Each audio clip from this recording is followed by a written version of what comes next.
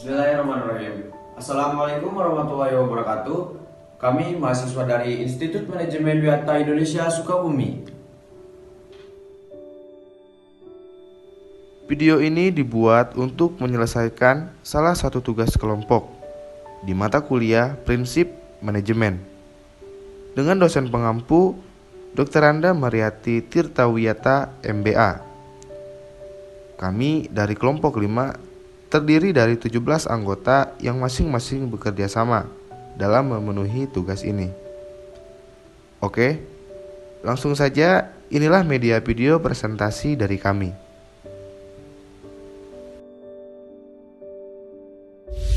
Baik, materi yang akan kami bahas pada presentasi kali ini adalah tentang mendirikan dan merencanakan usaha. Untuk lebih jelasnya, simak penjelasan berikut ini. Sebelum kita bahas materi ini lebih lanjut, kalian tahu nggak sih apa itu Startup and Planning Issues? Startup and Planning Issues merupakan hal pertama yang harus dilakukan dalam mendirikan dan merencanakan sebuah usaha loh. Nah, gimana sih cara kita mendirikan dan merencanakan sebuah usaha tersebut?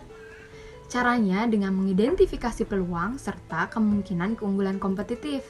Setelah peluang-peluang tersebut berhasil diidentifikasi, mereka yang siap untuk memulai usaha akan meneliti kelayakan pada usaha tersebut dan kemudian merencanakan peluncurannya.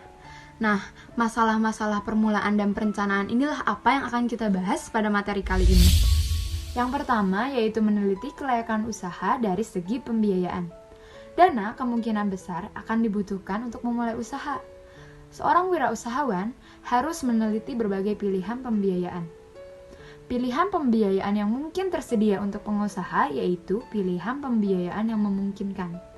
Di antaranya ada Capitalis Ventura. Capitalis Ventura merupakan pembiayaan ekuitas eksternal yang disediakan oleh kumpulan uang investor yang kemudian dikelola secara profesional. Yang kedua ada investor swasta. Investor ini merupakan investor yang menawarkan dukungan keuangan untuk usaha wirausaha dengan imbalan ekuitas dalam usaha tersebut. Yang ketiga ada penawaran umum perdana. Penawaran umum perdana merupakan pendaftaran publik pertama dan penjualan saham perusahaan.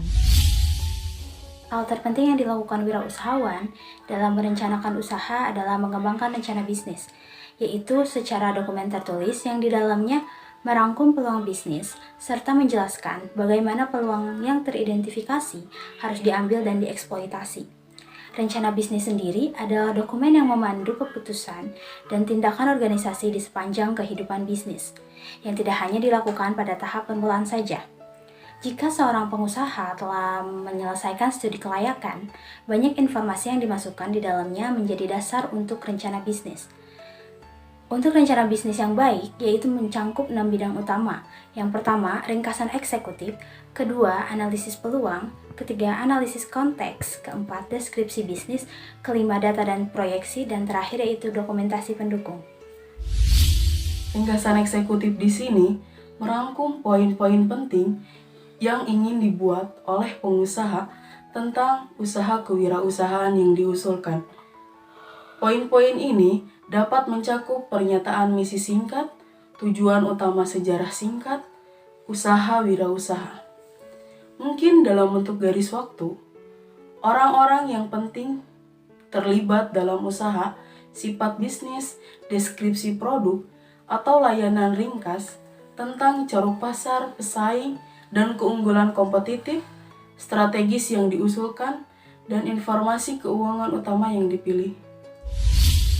Di bagian rencana bisnis ini, seorang pengusaha menyajikan rincian peluang yang dirasakan. Pada dasarnya, rincian mencakup yang pertama, mengukur pasar dengan menggambarkan demografi pasar sasaran. Yang kedua, mendeskripsikan dan mengevaluasi tren industri. Dan yang ketiga, mengidentifikasi dan mengevaluasi pesaing. Meskipun analisis peluang berfokus pada peluang dalam industri dan pasar tertentu, analisis konteks mengambil perspektif yang jauh lebih luas. Di sini, wirausahawan menggambarkan perubahan dan tren eksternal yang luas yang terjadi di lingkungan, baik ekonomi, politik, hukum, teknologi, dan global. Pada bagian ini, seorang wirausahawan menjelaskan bagaimana usaha wirausaha akan diorganisir, diluncurkan, dan dikelola.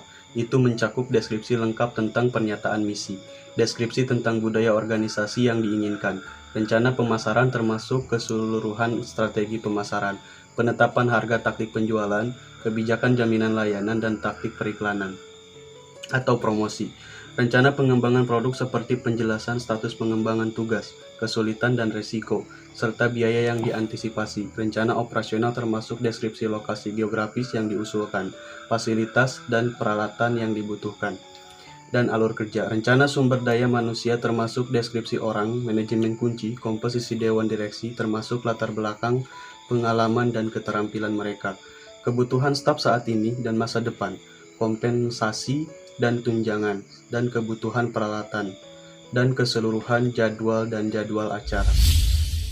Setiap rencana bisnis yang efektif berisi data dan proyeksi keuangan. Meskipun kalkulasi dan interpretasi mungkin sulit, mereka sangat kritis. Dokumen tertulis yang merangkum peluang bisnis dan menjelaskan bagaimana peluang yang teridentifikasi tersebut akan direbut dan dieksploitasi. Laporan laba rugi, analisis arus kas pro forma bulanan untuk tahun pertama dan kuartalan untuk 2 tahun berikutnya. Neraca pro forma, analisis titik impas, dan pengendalian biaya. Jika peralatan utama atau pembelian modal lainnya diharapkan, item biaya dan jaminan yang tersedia harus dicantumkan. Semua proyeksi dana analisis keuangan harus menyertakan catatan penjelasan, terutama jika datanya tampak kontradiktif atau dipertanyakan. Untuk komponen penting dari rencana bisnis yang efektif ini, pengusaha harus mendukung uraiannya dengan bagan, grafik, tabel, foto, atau alat visual lainnya. Selain itu, mungkin penting untuk memasukkan informasi pribadi dan terkait pekerjaan tentang peserta utama dalam usaha kewirausahaan. Ekonomi berbagi adalah suatu tindakan modernisasi dari calibrated consumption.